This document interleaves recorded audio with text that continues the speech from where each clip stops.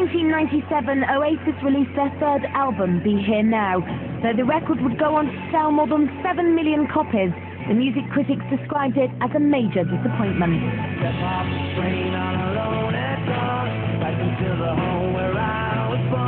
I thought it was a little bloated, overly psychedelic. If you're going to be a little pretentious, you need to have something to say.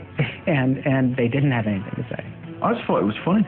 You know, some bands won't sell 7 million albums in their whole career, will they?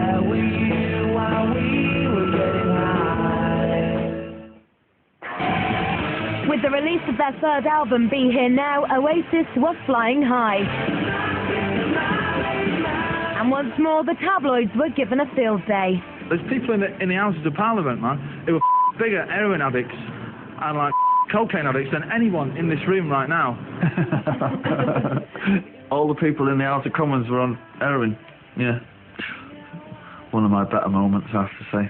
Drugs, it's like getting up and having a cup of tea in the morning. And, you know, after people realise that, then when I say stuff, innit? Do you want a line? Parliament was not amused. I don't know of one who does take drugs, and if he does know of one who does take drugs, he ought to report that to the police, because that person is breaking the law. If he doesn't, he ought to shut up. Well, in my own stupid, drunk little way, I was trying to make a point that all the people that you think are respectable, you know, upstanding citizens, you know, are not. People have this fictitious thing about drug takers sitting in darkened rooms, and they're all skinny white people with spots on, with needles hanging out their arms. No, they're not. They're lawyers, doctors, and airline pilots, and police officers, and you name it. Noel's wild allegations backfired as his own cocaine problem became front-page news. Oh, I'd stay up for days, doing loads of coke, drinking, anything, just do anything. Because that's what you do, innit? It's your divine right as a rock star to be like that, you know? You don't want lots of kids coming backstage and you sat there drinking mineral water. You know, what would they think? You know, you've got to be lying in the corner, halfway into a coma, you know, with a bottle of Jack Daniels. In early 1997, Oasis stopped long enough for the brothers to get married. Liam to actress Patsy Kensit and Noel to publicist Meg Matthews, but love did little to calm the Gallaghers. On February the 23rd, 1998, aboard a Cathay Pacific flight from Hong Kong to Australia, the Gallagher brothers caused their own mid-air turbulence.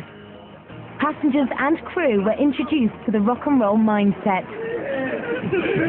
What Liam generally does when he gets on an airplane is he just starts being annoying, like he starts throwing things, you know, various members of the group. You know, those warm things come out the microwave. It's just a few of them getting thrown about. I think one of them landed on some woman's head. So I pointed this out to him, and an argument ensued. This is before the plane's even taken off, right? I was seeing this tasty little, like, scone getting passed through, and that with, like, jam on that, and I thought, I'm having one of them. So I said to the lady, can I have one of them, please? She's like, said, no, you can't. And I said, look, you know, you silly cow, you know, I'm asking for a scone. So she wouldn't give me one, so I told her, go away and that, and before I slap her and that. I got a bit carried away and stuff, and then she went, oh, go and get the pilot. I said, bring him out here, and I'll slap that. Lost it and that, because I really wanted one of these buns in it. The whole commotion must have lasted for no more than 20 minutes, maybe half an hour maximum. Then after that, they were so, you know, drunk that they fell asleep. When they stepped off the plane in Perth, the press was waiting to pounce. 24 hours later, Liam was still raging at what he believed was a grave injustice. And he told me to shut my mouth and, like, carry on. I'm like, which is fine, because I like that. Who told you to shut your mouth? Some panhead who wants stabbing with a pickaxe. That's enough, lad. Cathay Pacific didn't press charges, but Liam was banned from the airline for life. Yeah. I don't give a flying what Cathay Pacific, because I'll tell you, kids, I'd rather walk. I feel bad after I've said it. Maybe, you know, maybe sometimes I think, you know, I mean, but I feel bad at the time. You know what I mean? Something. Otherwise I just get stressed and break out in spots on it. After touring and recording for 5 years, cracks were beginning to appear, and the band were in need of a break. Depressed and exhausted, going home offered little comfort to 30-year-old Noel. Nothing in my life seemed to be going the way it was supposed to be, you know what I mean? Didn't like the band I was in, didn't like the music I was making. Wife was getting on my nerves.